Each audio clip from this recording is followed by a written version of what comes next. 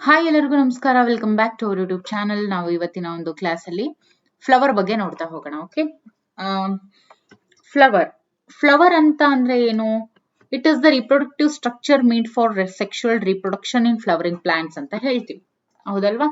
ಇದು ಒಂದು reproductive structure, sexual reproduction ಗೆ ಬೇಕಾಗಿರುವಂತಹ ಒಂದು ರಿಪ್ರೊಡಕ್ಟಿವ್ ಸ್ಟ್ರಕ್ಚರ್ ಫ್ಲವರಿಂಗ್ ಪ್ಲಾಂಟ್ಸ್ ಅಲ್ಲಿ. ಓಕೆ, ಫ್ಲವರ್ ಅಲ್ಲಿ ಏನೇನಿರುತ್ತೆ? ಕೆಲಿಕ್ಸ್ ಇರುತ್ತೆ, ಕರೋಲಾ ಇರುತ್ತೆ, ಆಂಡ್ರೇಶಿಯಂ ಮತ್ತೆ ಗೈನೀಶಿಯಂ ಇರುತ್ತೆ. ಕೆಲಿಕ್ಸ್, ಕರೋಲಾ, ಆಂಡ್ರೇಶಿಯಂ ಮತ್ತೆ ಗೈನೀಶಿಯಂ ಅನ್ನ ಒಳಗೊಂಡಿರುತ್ತೆ ಫ್ಲವರ್. ಪೆರಿಯಾಂತ್ ಅಂತ ಹೇಳ್ತೀವಿ. ಪೆರಿಯಾಂತ್ ಅಂದ್ರೆ ಏನು? ಇದು non reproductive part of the flower, ಅಂದ್ರೆ ಫ್ಲವರ್ ಅಲ್ಲಿ ಇರುವಂತ ನಾನ್ ರಿಪ್ರೊಡಕ್ಟಿವ್ ಪಾರ್ಟ್ ಅನ್ನ ಪೆರಿಯಾಂತ್ ಅಂತ ಹೇಳ್ತೀವಿ. ಆ ಒಂದು ಪೆರಿಯಾಂತ್ ಏನಿರುತ್ತೆ ಅದು ಫ್ಲೋರಲ್ ಲೀವ್ಸ್ ಅನ್ನ ಒಳಗೊಂಡಿರುತ್ತೆ, ದಟ್ ಸರೌಂಡಿಂಗ್ ಆಂಡ್ರೇಶಿಯಂ ಅಂಡ್ ಗೈನೀಶಿಯಂ. ಓಕೆ, ಈ ಪೆರಿಯಾಂತ್ ಏನಿರುತ್ತೆ ಅದು ಆಂಡ್ರೀಶಿಯಂ ಮತ್ತೆ ಗೈನೀಶಿಯಂ ನ ಸುತ್ತುವರೆದಿರುತ್ತೆ. ಓಕೆ, ಇನ್ನು flowers may be unisexual, bisexual. ಅಂದ್ರೆ ಫ್ಲವರ್ ಅಲ್ಲಿ ಯೂನಿಸೆಕ್ಷುವಲ್ ಫ್ಲವರ್ಸ್ ಇರುತ್ತೆ ಮತ್ತೆ ಬೈಸೆಕ್ಷುವಲ್ ಫ್ಲವರ್ಸ್ ಅನ್ನು ಕೂಡ ನಾವು ಕಾಣಬಹುದು. ಇನ್ನು ಆಕ್ಟಿನೋಮಾರ್ಫಿಕ್ ಅಂತ ಹೇಳ್ತೀವಿ. ಆಕ್ಟಿನೋಮಾರ್ಫಿಕ್ ಅಂತ ಹೇಳಿದ್ರೆ ರೇಡಿಯಲ್ ಸಿಮಿಟ್ರಿಯನ್ನ ಹೊಂದಿದ್ರೆ ಅವನ್ನ ಆಕ್ಟಿನೋಮಾರ್ಫಿಕ್ ಅಂತ ಹೇಳ್ತೀವಿ. ಬೈಲ್ಯಾಟ್ರಲ್ ಸಿಮಿಟ್ರಿಯನ್ನ ಹೊಂದಿದ್ರೆ ಅದನ್ನ ಝೈಗೋಮಾರ್ಫಿಕ್ ಅಂತ ಹೇಳ್ತೀವಿ. ಓಕೆ, ಇನ್ನು ಅಸಿಮಿಟ್ರಿಕ್ ಅಂತ ಹೇಳಿದ್ರೆ ಇರ್ರೆಗ್ಯುಲರ್. ಓಕೆ, ಅದು ಇರ್ರೆಗ್ಯುಲರ್ ಆಗಿತ್ತು ಅಂತ ಹೇಳಿದ್ರೆ ಅದನ್ನ ಅಸಿಮಿಟ್ರಿಕ್ ಅಂತ ಹೇಳ್ತೀವಿ.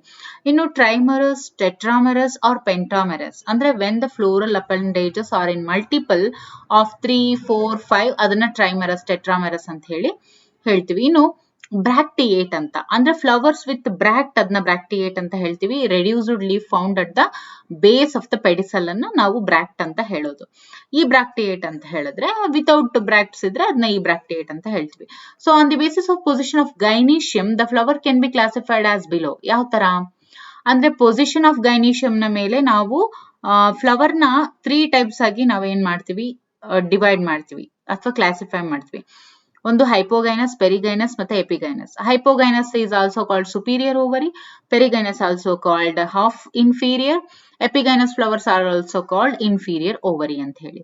ಹೈಪೋಗೈನಸ್ ಆರ್ ಸುಪೀರಿಯರ್ ಓವರಿ ಅಂತ ಹೇಳಿದ್ರೆ gynoecium occupies the highest position. Okay, gynoecium ಏನಿರುತ್ತೆ that occupies the highest position. ಇಲ್ಲಿ ನೀವು ನೋಡಬಹುದು ಹೈಪೋಗೈನಸ್ಗೆ ಎಕ್ಸಾಂಪಲ್. ಓಕೆ, ಇನ್ನು ಹಾಫ್ ಇನ್ಫೀರಿಯರ್ ಹಂಗಂದ್ರೆ ಏನು? Gynoecium is situated in the centre and other parts of the flower are located on the rim of the thalamus almost at the same level. Okay, ನೋಡಿ highest position ಅಂದ್ರೆ ಇದ್ರದ್ದು ನೋಡಿ ನೀವು ಅಂದ್ರೆ ಇದರಲ್ಲಿ ಹೈಯೆಸ್ಟ್ ಪೊಸಿಷನ್ ಅಂದ್ರೆ ಇದಕ್ಕೆ ಲೈಕ್ ಈ ತರ ಇದೆ. ಇದನ್ನ ನಾವೇನಂತ ಹೇಳ್ತೀವಿ? ಹೈಪೋಗೈನಸ್ ಅಥವಾ ಸುಪೀರಿಯರ್ ಓವರಿ ಅಂತ ಹೇಳ್ತೀವಿ. ಇಲ್ಲೇನಾಗುತ್ತೆ, ಸ್ವಲ್ಪ ಹೆಂಗ್ ಬರುತ್ತೆ ಇದು ಅಂತ ಹೇಳಿದ್ರೆ ಇಲ್ಲಿಗೆ ಬಂದ್ಬಿಡುತ್ತೆ. ಸ್ವಲ್ಪ ಇಲ್ಲಿಗೆ ಬಂದಾಗ ಏನಾಗುತ್ತೆ, ಅದನ್ನ ಹಾಫ್ ಇನ್ಫೀರಿಯರ್ ಅಂತ ಹೇಳ್ತೀವಿ ಅಥವಾ ಸೇಮ್ ಲೆವೆಲ್ ಮಿಡಲ್ ಅಲ್ಲಿ ಬರುತ್ತೆ. ಇನ್ನು ಎಪಿಗೈನಸ್ ಅಂದ್ರೆ ಇನ್ಫೀರಿಯರ್ ಓವರಿ ಅಂತ ಹೇಳಿದ್ರೆ the margin of the thalamus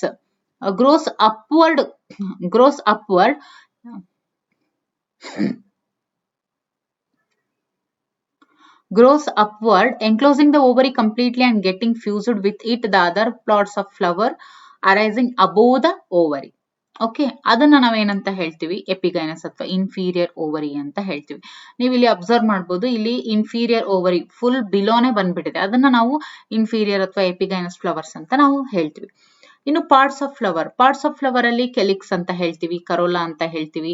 so parts of flower ಅಂತ ಹೇಳಿದಾಗ ಕೆಲಿಕ್ಸ್ ಮತ್ತೆ ಕರೋಲಾ ಪಾರ್ಟ್ಸ್ ಆಗಿರುತ್ತೆ. ಕೆಲಿಕ್ಸ್ ಅಂದ್ರೆ ಏನು ಮತ್ತೆ ಕರೋಲಾ ಅಂದ್ರೆ ಏನು? ಕೆಲಿಕ್ಸ್ ಅಂತ ಹೇಳಿದ್ರೆ ಗ್ರೂಪ್ ಆಫ್ ಸೆಪಲ್ಸ್ ಅನ್ನ ನಾವು ಕೆಲಿಕ್ಸ್ ಅಂತ ಹೇಳ್ತೀವಿ. ಇಲ್ಲಿ ಏನ್ ಕಾಣಿಸ್ತಾ ಇದೆಯಲ್ವಾ, ಈ ಗ್ರೂಪ್ ಆಫ್ ಅಂದ್ರೆ ಇಲ್ಲಿ ಕಾಣಿಸ್ತಾ ಇದೆಯಲ್ವಾ,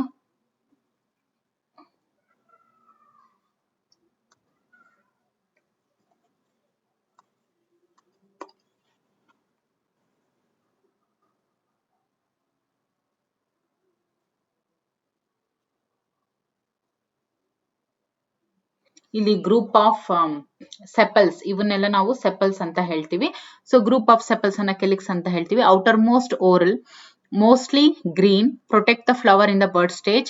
ಆಮೇಲೆ ಗ್ಯಾಮೋಸೆಪಾಲಸ್ ಅಂತ ಹೇಳಿದ್ರೆ ಸೆಪಲ್ಸ್ ಯುನೈಟೆಡ್ ಆಗಿದ್ರೆ ಅದನ್ನ ಗ್ಯಾಮೋಸೆಪಾಲಸ್ ಅಂತ ಹೇಳ್ತೀವಿ. ಇಫ್ ಸಪೋಸ್ ಸೆಪಲ್ಸ್ ಫ್ರೀ ಆಗಿದ್ರೆ ಅದನ್ನ ಪಾಲಿಸೆಪಾಲಸ್ ಅಂತ ಹೇಳ್ತೀವಿ. ಸೆಪಲ್ಸ್ ಫ್ರೀ ಅಂತ ಹೇಳ್ತೀವಿ. ಇನ್ನು ಕರೋಲಾ ಅಂತ ಹೇಳಿದ್ರೆ ಗ್ರೂಪ್ ಆಫ್ ಪೆಟಲ್ಸ್ ಅನ್ನ ನಾವು ಕರೋಲಾ ಅಂತ ಹೇಳ್ತೀವಿ. ಬ್ರೈಟ್ಲಿ ಕಲರ್ಡ್ ಆಗಿರುತ್ತೆ because to attract insects for pollination. ಆಮೇಲೆ ಗ್ಯಾಮೋಪೆಟಾಲಸ್ ಅಂತ ಹೇಳಿದ್ರೆ ಪೆಟಲ್ಸ್ ಯುನೈಟ್ ಆಗಿದ್ರೆ ಅದನ್ನ ನಾವು ಗ್ಯಾಮೋಪೆಟಾಲಸ್ ಅಂತ ಹೇಳ್ತೀವಿ. ಪಾಲಿಪೆಟಾಲಸ್ ಅಂತ ಹೇಳಿದ್ರೆ ಫ್ರೀ ಪೆಟಲ್ಸ್ ಇದ್ದಾಗ. ಇನ್ನು ಕರೋಲಾ ಮೇ ಬಿ ಟ್ಯೂಬುಲಾರ್ ಅಂದ್ರೆ ಕರೋಲಾ ಏನಿರುತ್ತೆ ಮೇ ಬಿ ಟ್ಯೂಬುಲಾರ್ ಅಂದ್ರೆ ಸನ್ಫ್ಲವರ್ ಅಲ್ಲಿ ಟ್ಯೂಬುಲಾರ್ ಲೈಕ್ ಸ್ಟ್ರಕ್ಚರ್. ಬೆಲ್ ಶೇಪ್ಡ್ ಅದು ಕ್ಯಾಂಪ್ಯಾನುಲಾ ಅದರಲ್ಲಿ ಬೆಲ್ ಶೇಪ್ಡ್ ಅನ್ನ ಒಳಗೊಂಡಿರುತ್ತೆ. ಇನ್ನು ಫನಲ್ ಶೇಪ್ ಇದ್ರೆ ಅಂದ್ರೆ ಅದನ್ನ ಅಂದ್ರೆ ಪೆಟುನಿಯಾದಲ್ಲಿ ಫನಲ್ ಶೇಪ್ ಇದೆ. ಆಮೇಲೆ ವೀಲ್ ಶೇಪ್ಡ್ ಸೊಲಾನಮ್ ನಿಗ್ರಮ್ ಅಲ್ಲಿ ವೀಲ್ ಶೇಪ್ ಅನ್ನ ಒಳಗೊಂಡಿರುತ್ತೆ. ಇನ್ನು aestivation the mode of arrangement of sepals or petals and floral bud with respect to the other members of the same whorl is known as aestivation ಅಂತ ಹೇಳ್ತೀವಿ.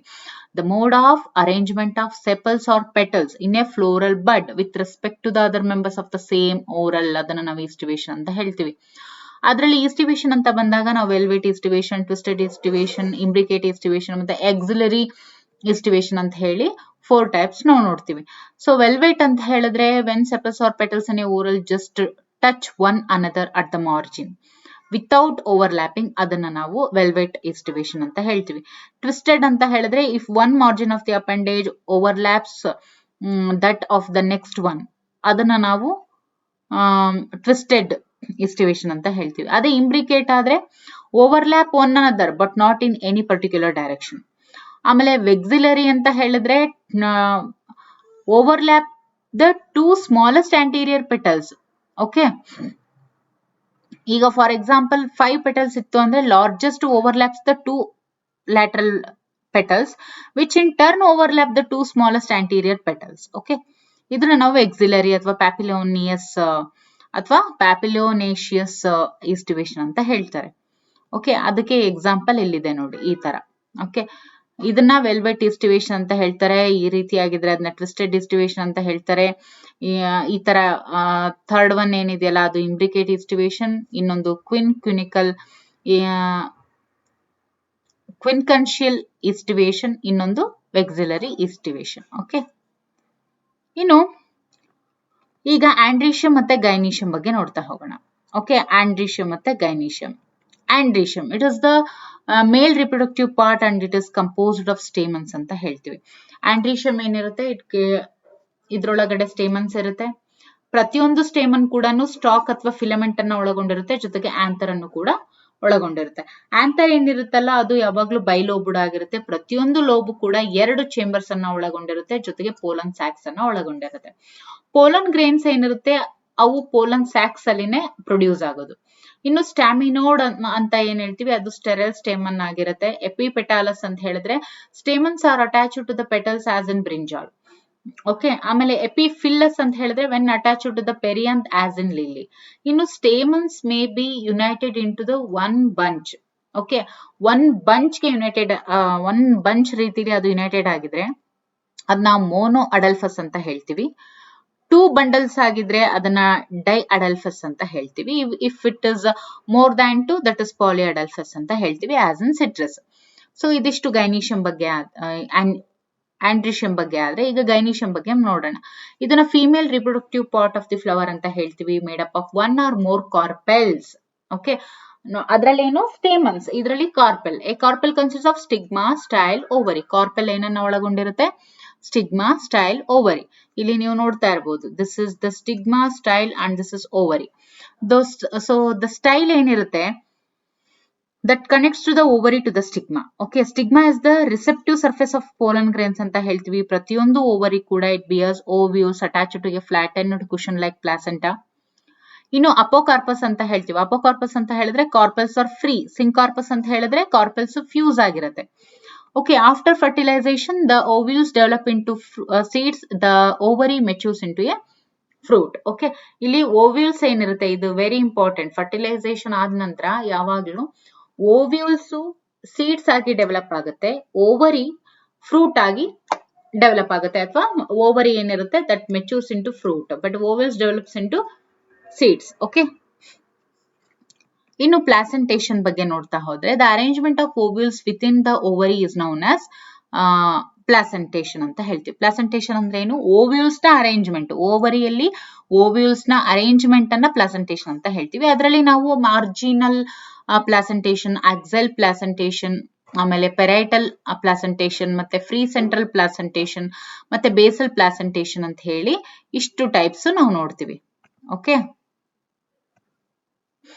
ಇಷ್ಟು ತರನಾಗಿ ನಾವು ನೋಡ್ತೀವಿ. ಸೊ ಮಾರ್ಜಿನಲ್ ಪ್ಲಾಸೆಂಟೇಶನ್ ಅಂದ್ರೆ ಏನು? Placenta forms a ridge along the ventral suture of the ovary and the ovules are borne on this ridge forming 2 rows as in P.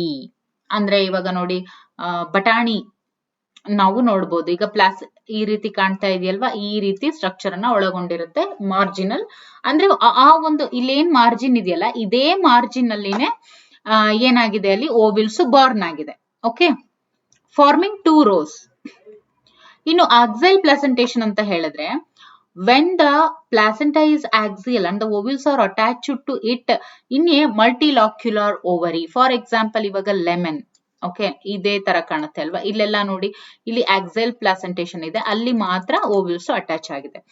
ಇನ್ನು parietal ಪ್ಲಾಸೆಂಟೇಶನ್. Parietal placentation ಅಂತ ಹೇಳಿದ್ರೆ, ovules develop on the inner wall of the ovary. ಅಂದ್ರೆ inner wall of the ಓವರಿನಲ್ಲಿ ovules develop ಆಗಿರುತ್ತೆ, ಅಥವಾ inner wall of the ovary ಅಥವಾ peripheral part of the ಓವರಿನಲ್ಲಿ ovules develop ಆಗಿದ್ರೆ ಅದನ್ನ ಪೆರೈಟಲ್ ಪ್ಲಾಸೆಂಟೇಶನ್ ಅಂತ ಹೇಳ್ತೀವಿ. ಇಲ್ಲಿ ನೀವು ಮಸ್ಟರ್ಡ್ ಅಲ್ಲಿ ಮತ್ತೆ ಆರ್ಜಿಮೋನ್ ಇದರಲ್ಲಿ ನೀವು ನೋಡಬಹುದು ಯಾವ ತರ ಪೆರೈಟಲ್ ಆಗಿ ಕಾಣಿಸ್ತಾ ಇದೆ ಅಂತ ಹೇಳಿ. ಓಕೆ, ಇಲ್ಲಿ ಓವ್ಯೂಲ್ಸ್ ಯಾವ ರೀತಿ ಅಟ್ಯಾಚ್ ಆಗಿದೆ ಅಂತ ನೀವು ನೋಡಬಹುದು. ಇನ್ನು ಫ್ರೀ ಸೆಂಟ್ರಲ್ ಅಂತ ಹೇಳಿದ್ರೆ, ovules are borne on central axis and septa. Okay, are absent. ಅಂದ್ರೆ ಓವ್ಯೂಲ್ಸ್ ಸೆಂಟ್ರಲ್ ಆಕ್ಸಿಸ್ ಅಲ್ಲಿ ಬಾರ್ನ್ ಆಗುತ್ತೆ, ಬಟ್ ಅಲ್ಲಿ ಏನಾಗುತ್ತೆ, ಸೆಪ್ಟಾ ಅಬ್ಸೆಂಟ್ ಇರುತ್ತೆ. ಆಸ್ ಇನ್ ಡಯಾಂಥಸ್ ಮತ್ತೆ primrose, the placentation is called free central. ಅಲ್ಲೆಲ್ಲ ಅಂದ್ರೆ ಪ್ರಿಮ್ರೋಸ್ ಮತ್ತೆ ಡಯಾಂಥಸ್ ಅಲ್ಲಿ ಫ್ರೀ ಸೆಂಟ್ರಲ್ ಪ್ಲಾಸೆಂಟೇಶನ್ ಅನ್ನ ಕಾಣಬಹುದು. ಇನ್ನು ಬೇಸಲ್ ಪ್ಲಾಸೆಂಟೇಶನ್ ಅಂತ ಹೇಳಿದ್ರೆ, placenta develops at the base of the ovary.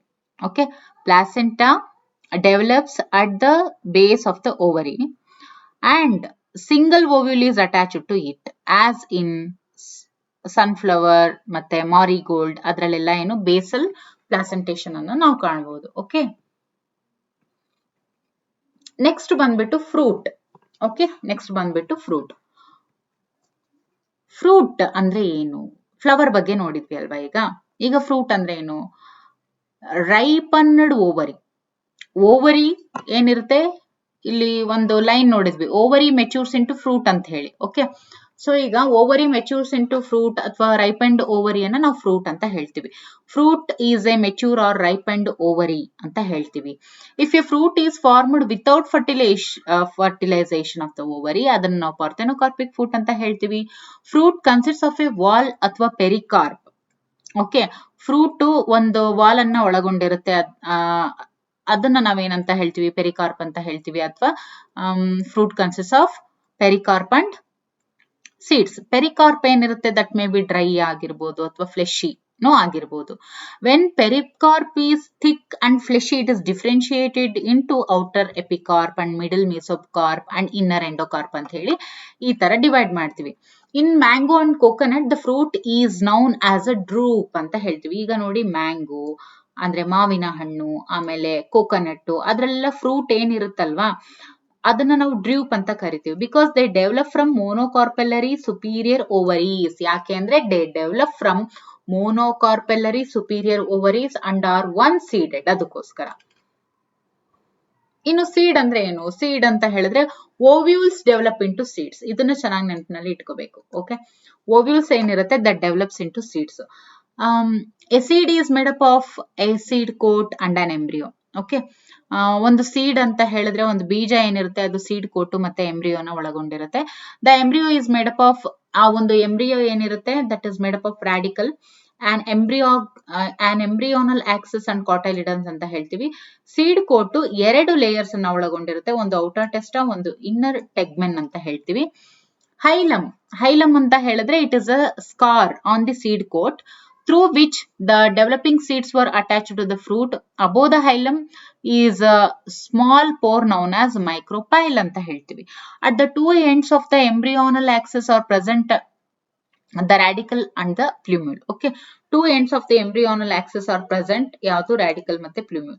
some seed ಏನಿರುತ್ತೆ ಕೆಲವೊಂದು ಎಂಡೋಸ್ಪರ್ಮಿಕ್ ಆಗಿರುತ್ತೆ.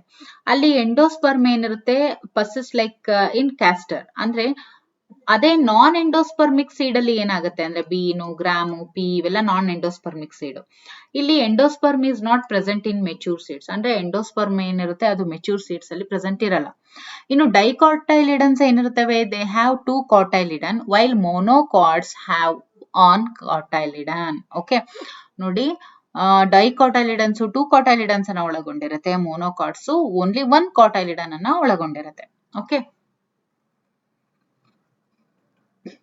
ನೋಡಿ, ಇದು ಸೀಡ್ ಅಂತ ಅನ್ಕೊಳ್ಳಿ. ಈ ಸೀಡ್ ಏನಿರುತ್ತೆ ಮೇಲ್ಗಡೆ ಅಂದ್ರೆ ಮೇಲ್ಗಡೆ ಅಪ್ಪರ್ ಪಾರ್ಟ್ ಅನ್ನ ಪ್ಲ್ಯೂಮ್ಯೂಲ್ ಅಂತ ಹೇಳ್ತೀವಿ, that leads to stem. And ಕೆಳಗಡೆ ರೂಟ್ ಫಾರ್ಮೇಶನ್ ಮಾಡೋದನ್ನ ನಾವು ರಾಡಿಕಲ್ ಅಂತ ಹೇಳ್ತೀವಿ. Okay, so ಗೊತ್ತಾಯ್ತಲ್ವಾ?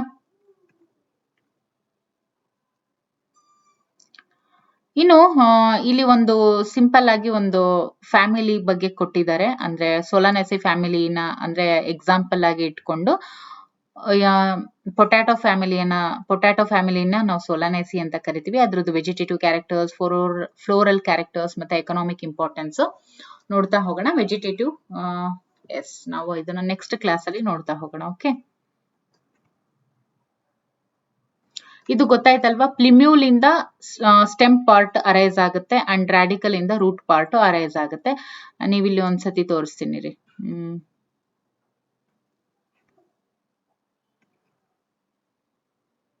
ನೋಡಿ, it develops from the plumule of the embryo ಅಂತ ಇದೆ. ಪ್ಲ್ಯೂಮ್ಯೂಲ್ ಅಂದ್ರೆ ಏನು ಗೊತ್ತಲ್ವಾ? It develops from the plumule of the embryo. Plumule of the embryo ಗೊತ್ತಾಯ್ತಲ್ವಾ? ಯಾವ್ದು ಪ್ಲ್ಯೂಮ್ಯೂಲ್?